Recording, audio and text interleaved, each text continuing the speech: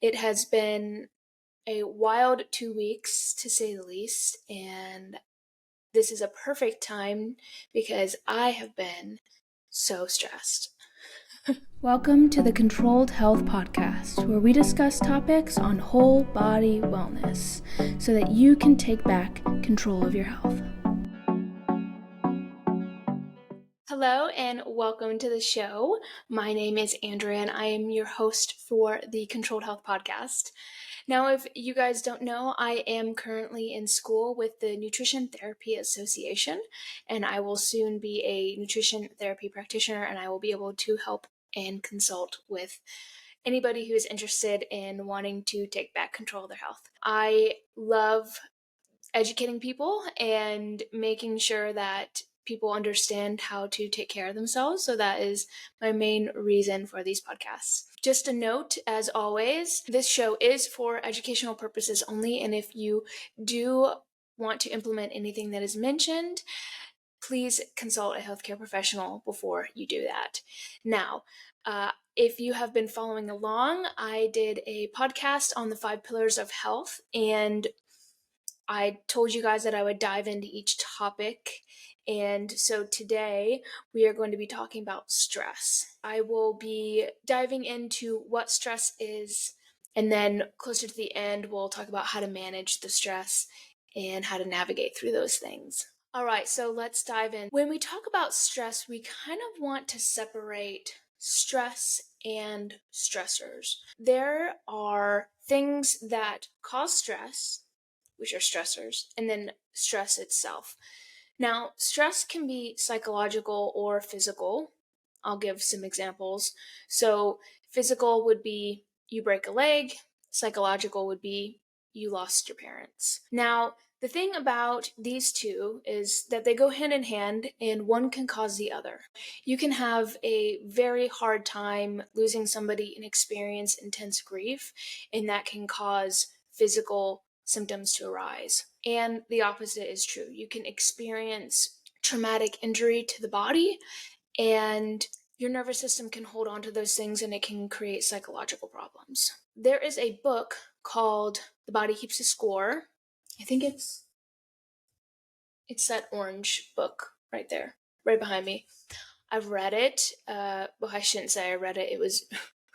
It's a really, really dense read. I scanned through it, read a couple of chapters. But if you have ever experienced any type of trauma, it talks about how the body will hold on to those things and create problems. And also, I wanted to share an experience I had. I was seeing a pelvic floor therapist for some issues I was having, and she decided to do some dry needling because I was having this pain that it started kind of in my back, and it wrapped around my rib cage and it went down into my groin. And I thought it was my psoas, maybe my hip flexors were causing some problems. And she ended up finding a really tight muscle. I think it was my quadrilateral. I cannot remember. I don't even know if that's a muscle, but let's just roll with it. And she dry needled it. And I had such a crazy emotional release. I cried for like 3 minutes. And she said, yeah, that happens. And she actually mentioned the body keeps a score and how our body can hold on to emotional stress and trauma in our tissues of our body. Now, to go kind of along that with our biology and how stress can affect us in certain ways, I wanted to bring up mast cell activation syndrome since I have personally dealt with that, and just to bring awareness to this.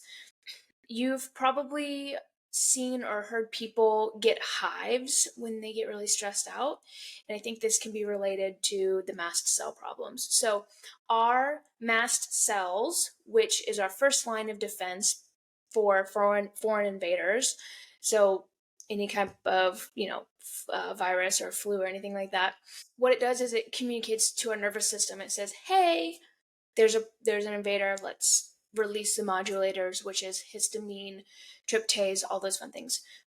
So when we are constantly stressed out, we are signaling to our mast cells, hey, there's a problem, there's a stressor. And it can cause, or be, I shouldn't say cause, but it can exacerbate any mast cell problems. So it can exacerbate allergies. It can make you have flu-like symptoms and things like that. So that is why most people who specialize in mast cell, they focus on nervous system regulation and brain retraining first, because we have to get our nervous system to calm down, and that kind of will cascade into the symptoms being reduced. Now, I did want to mention, so if you're watching me, you'll see I'll be looking over to the side. I have a bunch of notes on my computer, and I will be putting these articles in the show notes if you have any questions about any of those things. So please don't mind me if I'm not looking at the camera the whole time, and I do have notes in front of me. So let's move on to the 5 basic stressors. There's probably more, but this is just kind of what I came up with to kind of condense everything into one. So the first one is going to be toxins. Toxins kind of have an umbrella of different things though. So that would be like heavy metals, chemicals, and then biotoxins. I wanted to stop at the mycotoxins and share a little bit about them, because when people are in a moldy building and they don't believe that it can cause mental health issues, I just want you to think about this. So this is an article that I found, and it says, based on the findings and results of various studies, the first area of affected of mycotoxins in humans is the central nervous system. Mycotoxins can cross the blood-brain barrier, and studies have shown that T2 toxins can cross the blood-brain barrier and accumulate in the brain, leading to neurotoxicity. This is just one study, but me personally, as soon as I walk into a building and I start to get anxious, I know that there's mold somewhere. That's kind of one of my signs of that there's something wrong. So this is an actual physical stressor to our nervous system. It's not psychological. This actually affects how our nervous system operates, and it causes us to become toxic and really sick. I was bedridden for a while with that. And I know a lot of people who have mold problems, and it's really sad that they have not gotten help because it's labeled as anxiety or fibromyalgia or certain different things. And since mold affects the nervous system, it can cascade into all sorts of other problems. It can be digestive issues, it can be pain, it can be skin issues, anything. And so I really just wanted to stop on that for a minute, just to really hone in on how important it is that our environment is clean. And that is actually one of the 5 pillars of health that I talked about, is the environment. And I'll get into that deeper in another podcast. So let's move on. Immune system challenges, that's pretty straightforward. We got viruses, fungus, bacteria, parasites. Now, these things work in conjunction with us. So our microbiome in our gut has all of these things, but when they become dysbiotic, so some are higher than others or some are non-existent, that's when things can become a problem.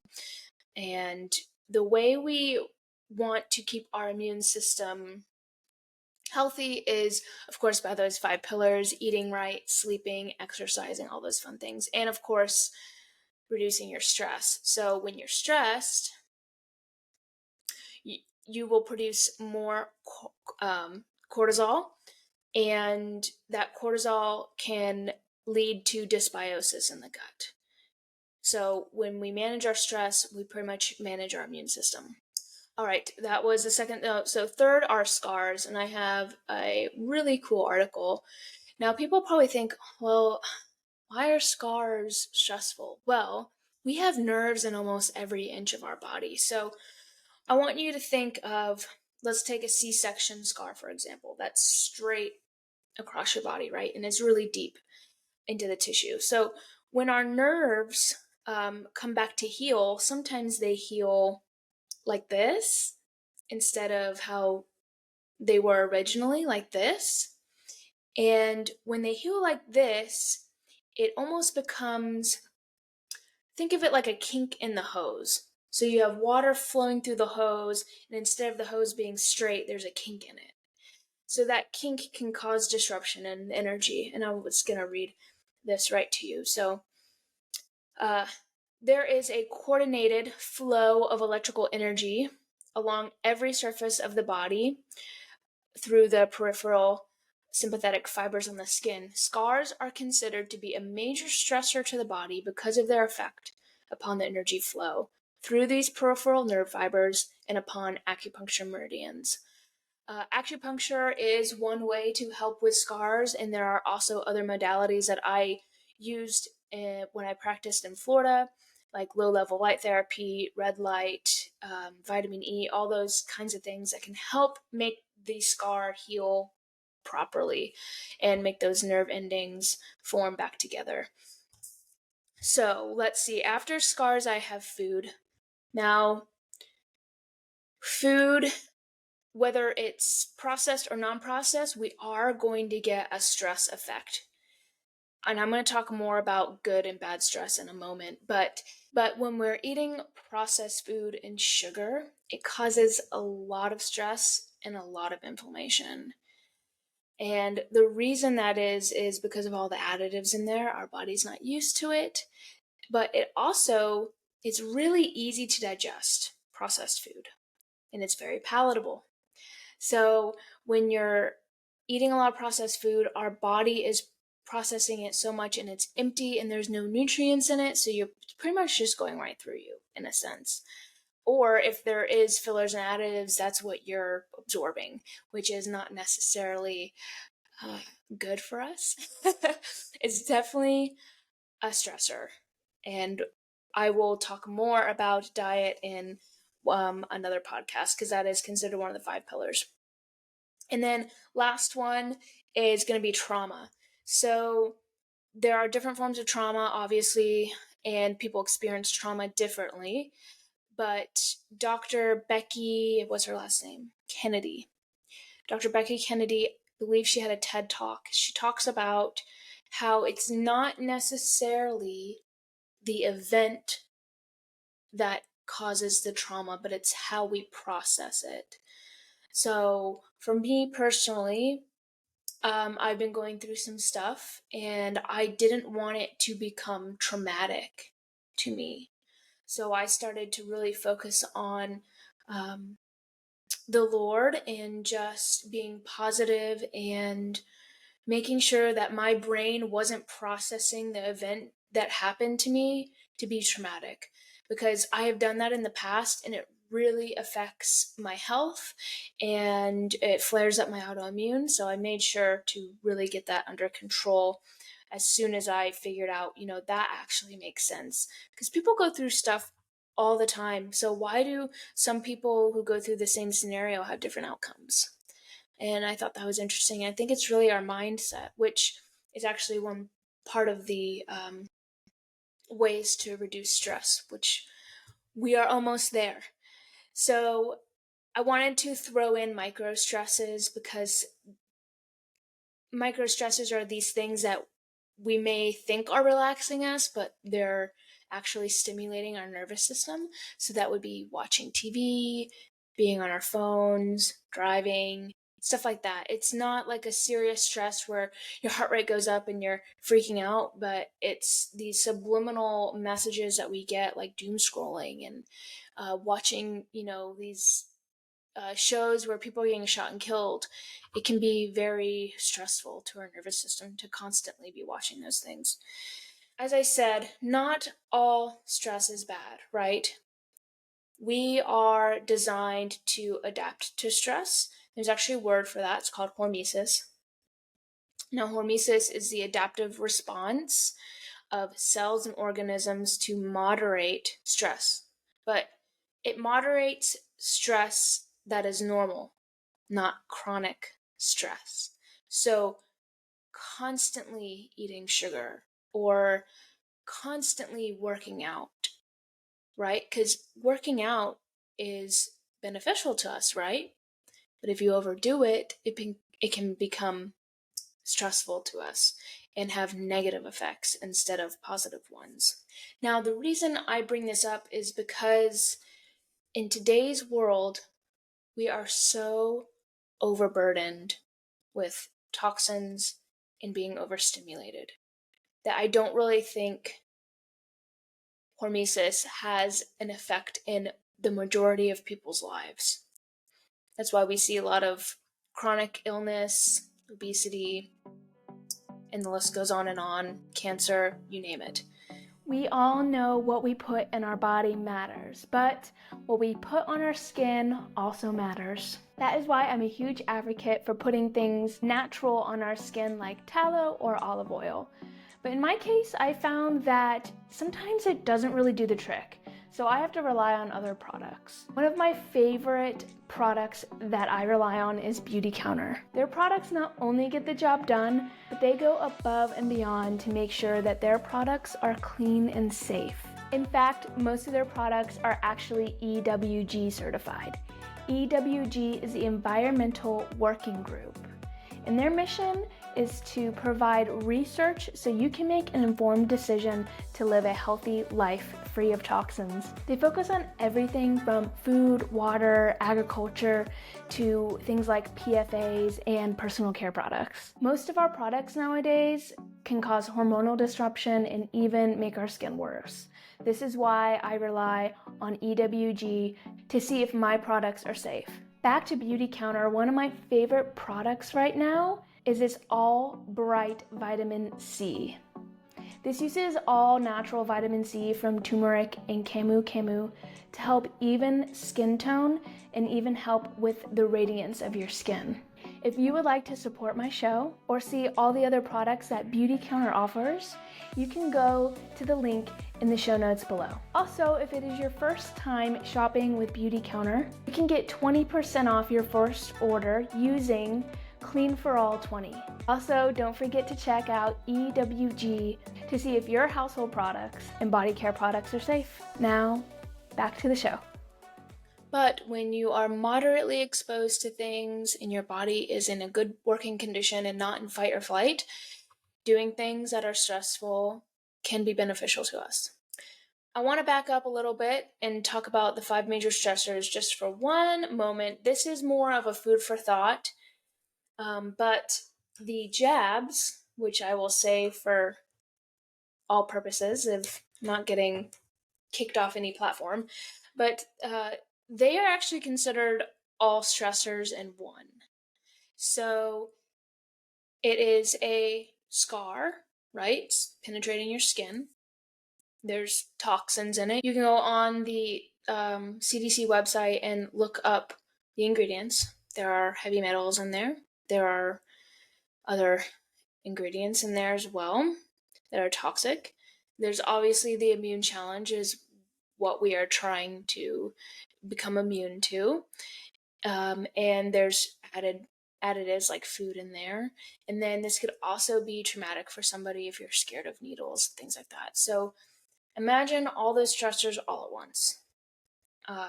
That can definitely weaken your immune system, and it can definitely be a toll on your body. But like I said, that's all I'm going to talk about with that one, and you can think about the rest and chew on that for a little bit. All right. So Andrea, I know all of these things are stressing me out, but what can I do? What can I do to reduce it, right? Well, there are a couple things. Obviously, there are more things that I'm going to be mentioning. I'm going to talk about 4 things, not in too much detail because it's pretty straightforward.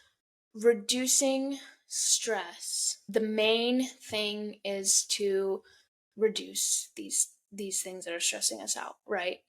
You don't want to be a hermit and be in a bubble the rest of your life, right? Because like I said, there are things that are good that can stress us out. We can build resilience to some of these things, which I've found beneficial in my healing journey to be re-exposed to things. But when you are chronically ill or overly stressed, it is really important to reduce these things. So that looks like reducing your sugar intake, reducing the time on the phone or the TV, and obviously replacing that. So you're going to replace the sugar with nutrient-dense food. You're going to replace the screen time with being out in nature. Your body care products like shampoo, toothpaste, all those things.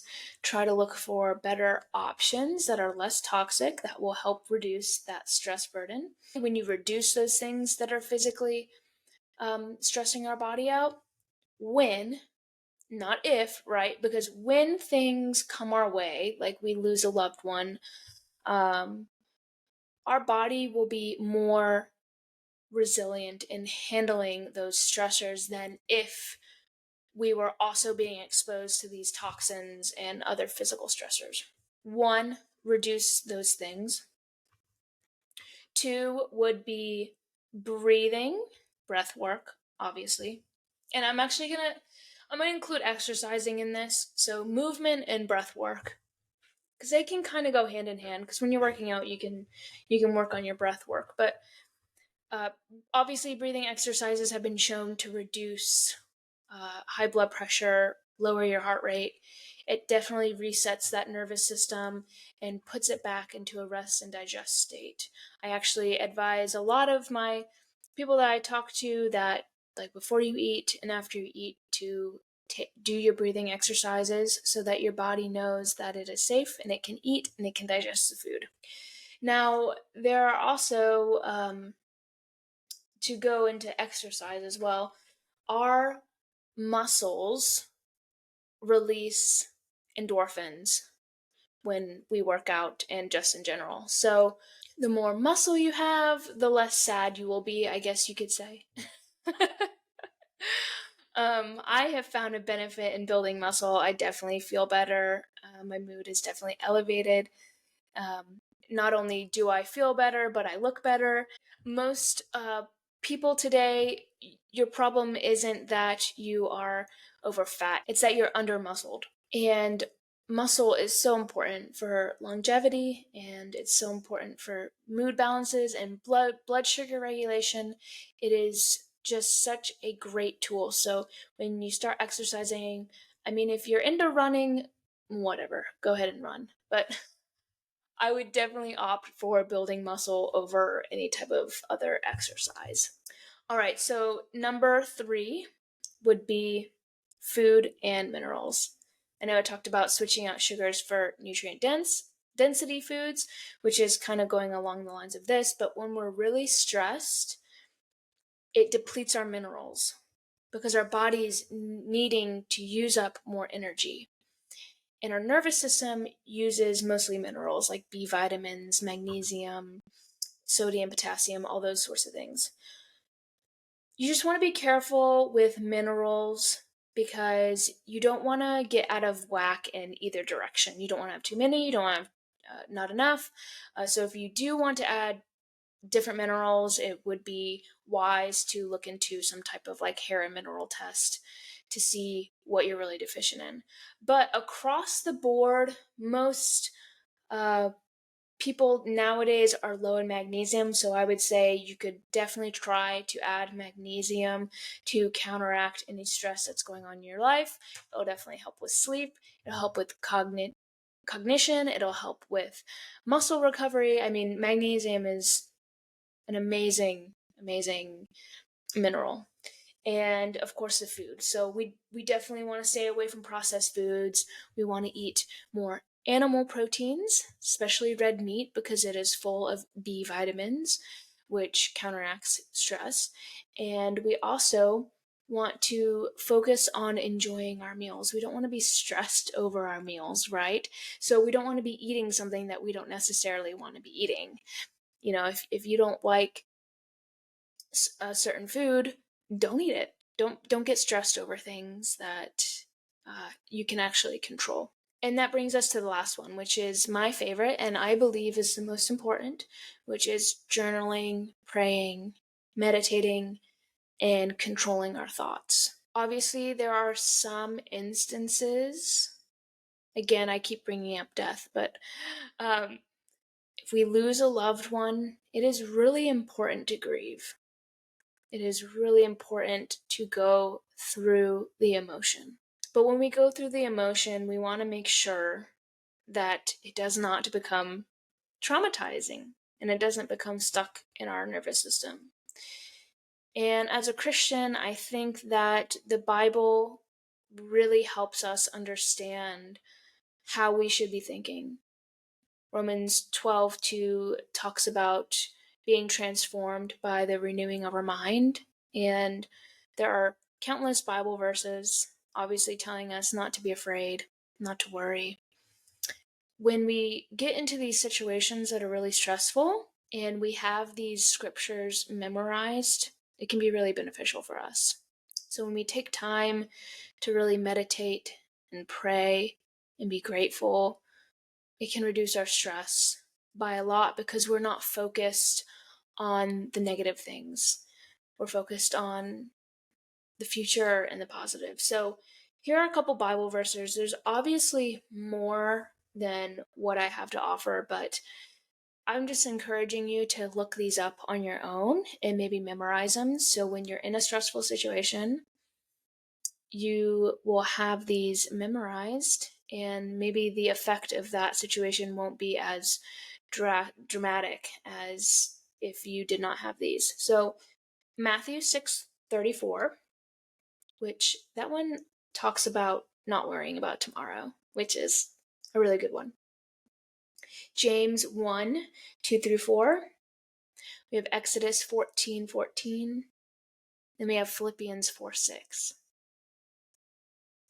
Now, journaling, praying, memorizing these scriptures, and breathing exercises are really awesome because you can use them in the moment.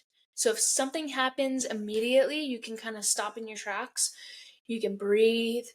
You can memorize the scripture. You can say the scripture to yourself. Or if you're not wanting to go down the biblical route, you can obviously memorize other phrases and words that will keep you safe. So saying, I am safe, everything's going to be okay.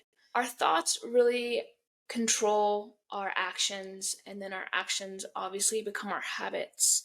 So if your brain is constantly stressed and, oh my gosh, what is happening? I don't know what to do, then your actions become like that, and then your behavior comes like that, and it becomes a cycle that can be really hard to break. So if you start now with the brain, everything will kind of follow. Now the food and the exercising and the reducing exposure, those things will obviously take time, but it will be a really solid foundation for when things are stressful in your life, that if you have those things in control, the stress that's coming in your life won't be as traumatic. So I'm just going to wrap this up a little bit. We talked about what stress and stressors are, the 5 main stressors, which are toxins, immune system challenges, scars, foods, and trauma. And I talked a little bit about micro-stresses and also about how not all stress is bad. And then there were 4 things that you can do to actually reduce your stress. One of them is obviously reducing your exposure. We have breathing and exercising. We have food and eating a nutrient-dense diet and maybe adding some minerals like magnesium, and then journaling, praying, meditating, and making sure that our brain is focused on positive things. So if you enjoyed this podcast, please give it a thumbs up. Please follow me. I am so passionate about giving you guys the information that you need to start taking back control of your health. All right, I will see you in the next one.